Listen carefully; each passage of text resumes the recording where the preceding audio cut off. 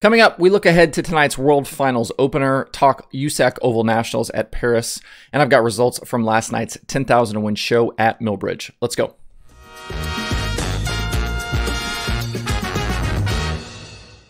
Today is Thursday, November 4th, 2021. Welcome into Dirt Tracker Daily. I'm Justin Fiedler. The final World of Outlaws and Super Dirt Car Series weekend of the season is upon us, with World Finals at Charlotte getting underway today. Because of expected cold temperatures in the area through the weekend, the schedule has been altered to get things started earlier in the day and hopefully avoid being at the track late when it gets cold.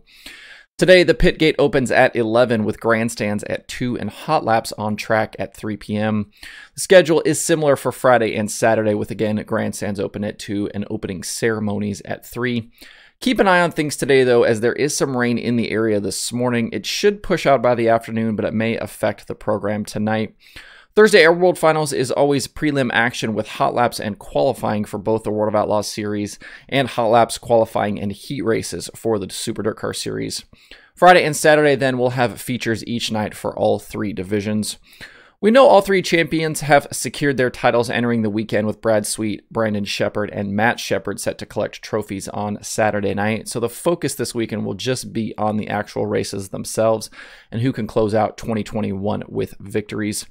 Tonight's qualifying will be important for the next two nights, with the cold temperatures and rain leading into the event. Track position will be at a premium, and good results tonight will be vital towards trying to win on Friday and Saturday. One of the big storylines from this event last season was the dust from the surface that made the races not only difficult to navigate for the drivers, but also impossible almost for the fans to watch. Back in December, Eric Singhaus, who is an event manager for Charlotte, tweeted that they had the dirt tested and found a significant chemical imbalance which caused the problems. For this year, though, that dust should not be a concern. Following last year, the track made significant changes to the surface to correct the issue. And if you watched any of the World Short Track Championship last week, you didn't see any of that dust. If you're in the area, make sure to wear something warm tonight. If not, pour yourself a nice beverage and enjoy the racing on Dirt Vision. Recently, sprint car driver Parker Price Miller announced he'd been diagnosed with non-Hodgkin's lymphoma and would be undergoing treatment to deal with it.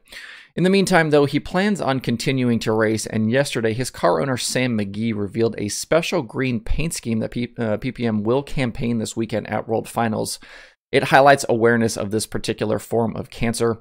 It's an awesome gesture from McGee, and if you certainly won't be able to miss the car on track. It is absolutely bright green. If you haven't seen it, the World of Outlaws Twitter account has photos, certainly keeping PPM in our thoughts as he goes forward with that cancer treatment.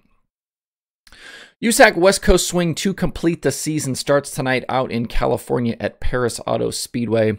USAC Oval Nationals take over for the next three nights, with the USAC National Sprint Cars and USAC CRA Sprint Cars on the card. At last check, the pre-entry list included 36 entries, and fans will get to see them in action for 3 complete race nights.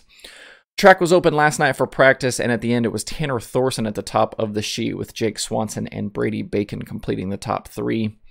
One driver we won't see coming up is Robert Ballou. He announced yesterday he is skipping the trip because of work commitments, which is a shame because he'd been full-time with the series in 2021 up to this point. Ballou was strong through the early part of the summer with USAC, grabbing 2 wins and climbing to near the top of the standings, but it's been a slog for him and that team since July. In their past 20 races, they've only had 7 top 10 finishes, with a best finish of 3rd at Terre Haute on October 1st, but they've also had several nights outside the top 15.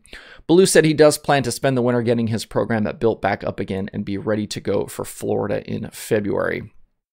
As for the USAC Sprint Car Championship, things are not decided. Brady Bacon enters Perris with a 64-point lead over Kevin Thomas Jr., and there's still plenty of race nights left for KTJ to mount a charge. Thomas has been resurgent this season after a dismal 2020, and he leads the series with 8 wins on the year. Unfortunately for him, though, Bacon has been incredibly consistent and currently leads the series in average finish over the last 5 and 10 races. In 38 starts this year, Bacon has only finished outside the top 10 twice. KTJ will certainly have to keep up those winning ways to close down the gap, and this could be a good weekend to do that. He won the Oval Nationals in back-to-back seasons in 2017 and 2018. CJ Leary is the defending event champion from 2019, as the race was not held in 2020. Perris Auto Speedway is located about 70 miles east of Los Angeles, so if you live out that way, enjoy the track this weekend. If not, Flow Racing has you covered with the live stream. At Millbridge Speedway last night for the finale of the Carolina Micro Showdown, we had a little bit of drama late in the going with leader Brent Cruz. He dominated the feature, but inside 5 to go, the lap car of Nick Hoffman got in trouble in front of Cruz, and the youngster had nowhere to go. He was collected in the incident, and he was not happy about it. He was sent to the rear for coming to a stop during the crash, and instead of restarting the race, he just chose to take it to the trailer. Ryan Timms was also running up front at the time, and he was also involved, but was able to continue and keep his position. The trouble for Cruz handed the lead to Carson Kvapil for the restart with Timms in tow. Over the final 3 laps, Timms threw 2 huge sliders at Kvapil, but both times Carson was able to drive back by. In the end, Kvapil beat Timms back to the line for the $10,000 score. Timms finished second, Nick Drake was third, Alex Bright fourth, and Brian Carber completed the top 5. Elsewhere through the field, it was a tough night for some of the heavy hitters, with Gavin Boschel and Buddy Kofoid both having issues in the Swindell Speed Lab cars and not really being a factor. Also, Christopher Bell went for a spin and ended up with damage that put him out of the event. If you missed the action last night, the replay is available at Dirt Vision. It was definitely a wild couple of days at Millbridge. I've had a few requests here lately for a Q&A type show, and with the season kind of starting to wind down, it might be a good time to do that. I'll pick a day in the next few weeks to do a mailbag type episode, so if you have a question for me, feel free to shoot me a DM on Twitter, on my personal account, or at Dirt Tracker. You can also email questions to info@dirttracker.com. That's DIRTRACKR. I'll gather them up and do my best answering them coming up soon, so send in your questions. It can be sprint cars, late models, modifieds, things about the show, the website, my NASCAR career, anything you are certainly curious about. I'm open to all of those things. There are 4 shows on the streaming schedule for today. Dirt Vision has night 1 of the World Finals from Charlotte. Flow Racing has that opening night of the Oval Nationals from Perris and Flow 24/7. And Race and Dirt has the American Racer Modified Series from Boot Hill Speedway. To see the full daily streaming schedule with links to watch, visit dirttracker.com/watch tonight. That's it for the show today. Hope you have a good Thursday. If you have thoughts about the topics on today's show, please leave them in the comments below or tweet at me. Thanks everybody for tuning in. We'll see you tomorrow for more Dirt Tracker Daily.